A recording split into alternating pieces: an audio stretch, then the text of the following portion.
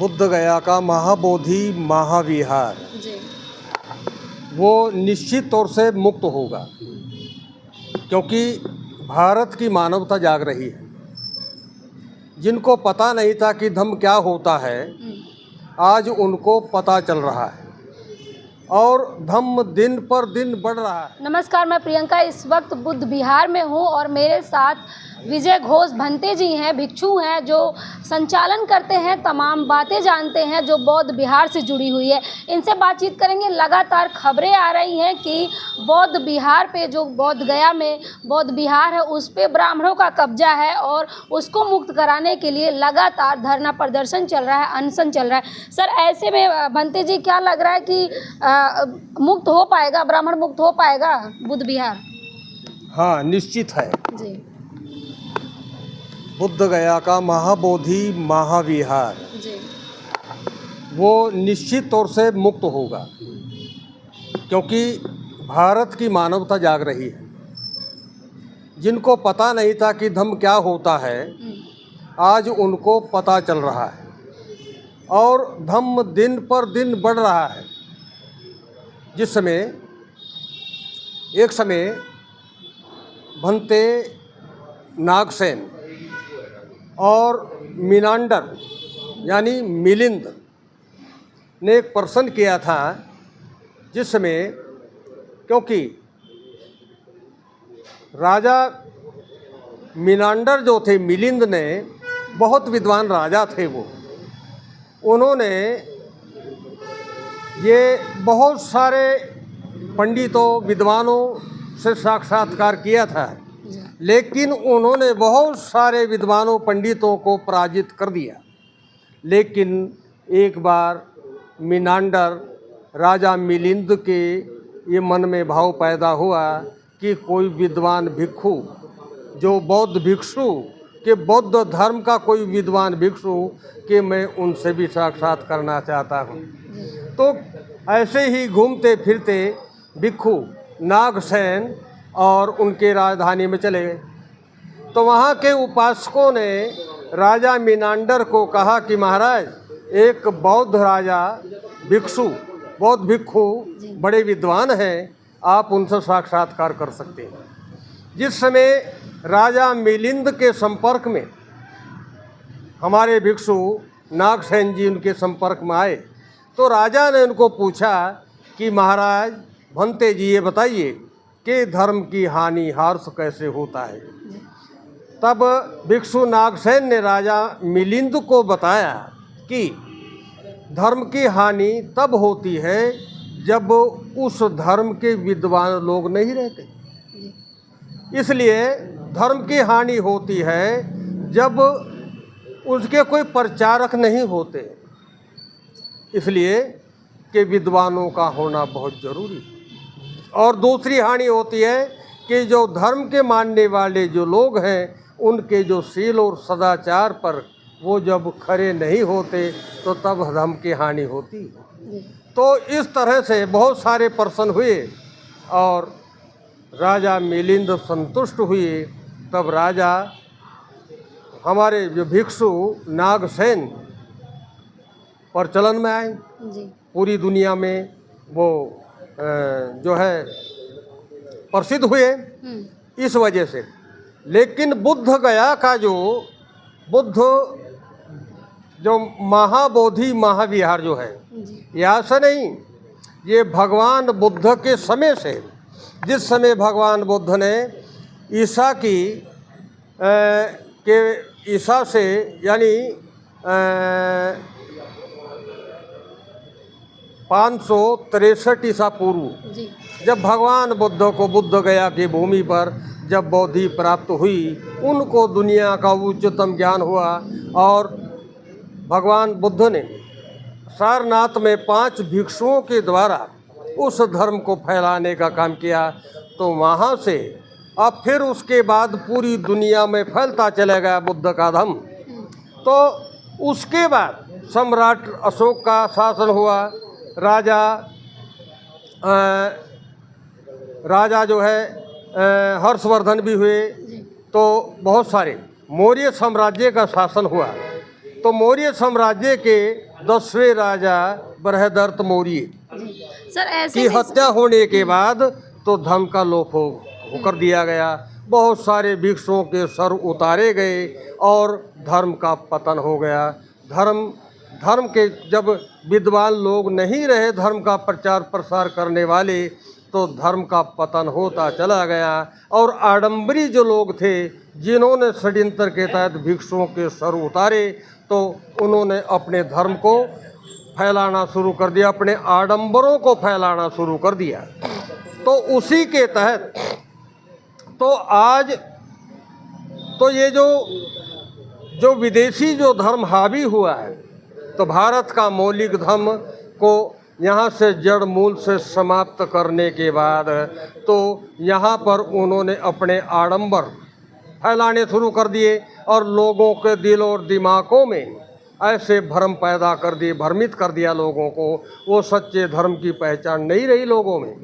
अब इस तरह से फिर आडंबरों में रूढ़ी प्रथा, रूढ़िता में फंसते चले गए लोग। लेकिन बाबा साहब डॉक्टर अम्बेडकर ने 14 अक्टूबर 1956 को फिर से तो उसे पुनः फिर जीवित किया।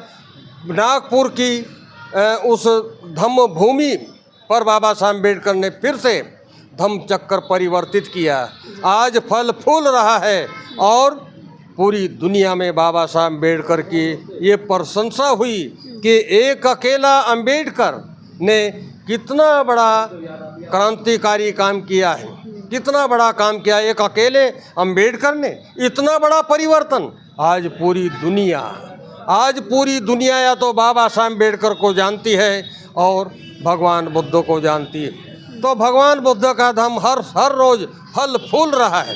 अब रही बात फल फूल रहा है, दूसरी तरफ बौद्ध भिक्षु ही कह रहे हैं कि हमारे धम्म पे, हमारे बौद्ध मठों पे कब्जा हो रहा है। हाँ, वही है। तो आज पूरी दुनिया के बौद्ध लोग और भिक्षु लोग अब उस आंदोलन में जो आंदोलन जिस पे जो अवैध कब्जा किया गया है, उस अवैध कब्जा तुड़वाने के लिए जो बाहर के जो विदेशों में जो हमारा जो धर्म है, बौद्ध हैं, विदेशों में बौद्ध भिक्षु हैं, वो सब उस आंदोलन में भाग ले रहे हैं और ये जल्दी ही मुक्त होगा और ये आंदोलन अब रुकने वाला नहीं है।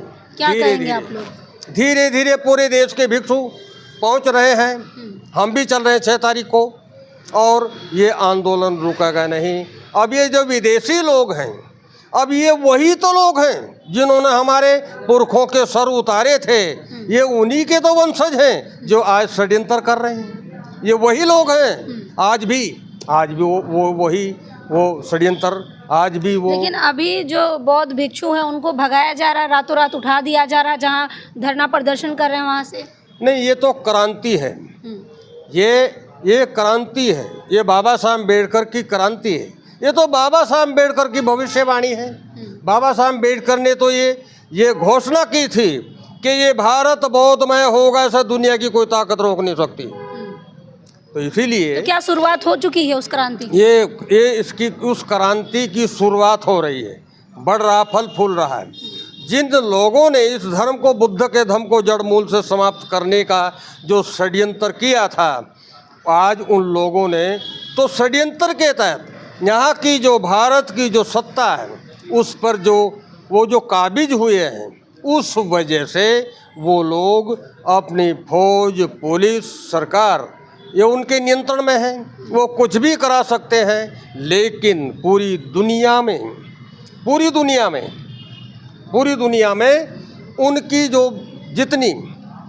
उनकी जो भत्सरना हो रही है, उन्हें कोई भी पूरी दुनिया में कोई अच्छा कहने वाला नहीं है। ऐसे में क्या आप लोग राजनीति का सहारा नहीं लेंगे? सीएम नीतीश के पास क्या आप लोग नहीं जाएंगे? इसमें किसी राजनेता की या राजनीति की कोई मदद लेने की जरूरत नहीं है। बुद्ध का धर्म अपने आप में इतना सक्षम है, इतना शक्तिशाली है। बुद्ध का धर्म इतना शक्तिशाली है, वो अपनी रक्षा स्वयं करता है।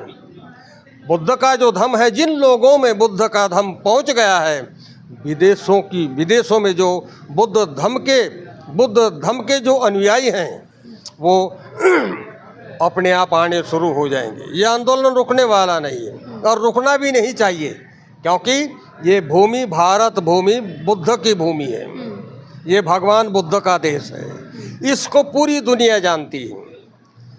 आज ये सब जानते हैं क्या हाल हो रहा है देश के अंदर।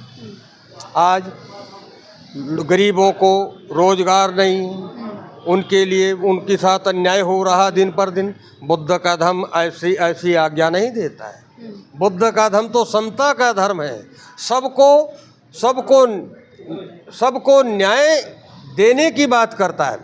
हर एक मानव सब एक समान है, यहाँ कोई ऊंचा नीचा नहीं। लेकिन यहाँ दबंगताई और बदमाशी, क्योंकि उनका नेचर है पहले से ही उन लोगों का। और ये भी सत्य है, क्योंकि ये भी सत्य है कि एक दिन वो जो विदेशी लोग हैं उनको यहाँ से विदा होना पड़ेगा, भारत छोड़ना पड़ेगा, भारत छोड़ना पड़ेगा, उनको एक दिन विदा होना पड़ेगा। देखिए, बाबा साहब अम्बेडकर ने कहा हमारे देश के ऊपर 3 बार हमले हुए। पहला हमला हुआ आर्यंस लोग, जो यूरेशिया से जो लोग आए थे। उसके बाद हुआ मुगलों का आक्रमण हुआ, उसके बाद अंग्रेजों का हुआ।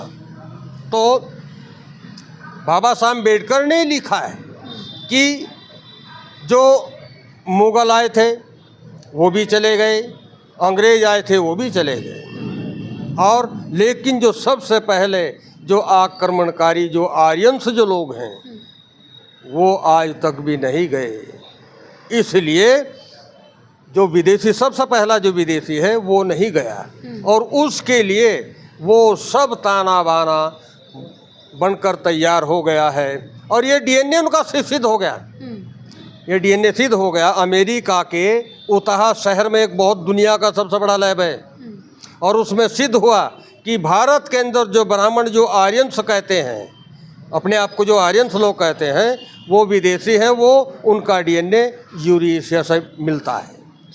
इसलिए उनका जाना तय है, और ये बात ये सत्य है। ये क्योंकि बुद्ध की भविष्यवाणी है, बाबा साहब अम्बेडकर की भविष्यवाणी है। ये भारत बौद्धमय होगा, ऐसा कोई रोक नहीं सकता। देखिए, आंदोलन शुरू हो चुका है और कहीं ना कहीं भंते जी का मानना है कि अब भारत फिर से एक बार बुद्ध की धरती होगा, बुद्धमय हो जाएगा। आपको क्या लगता है? कमेंट बॉक्स में हमें अपनी प्रतिक्रिया जरूर दीजिएगा। धन्यवाद।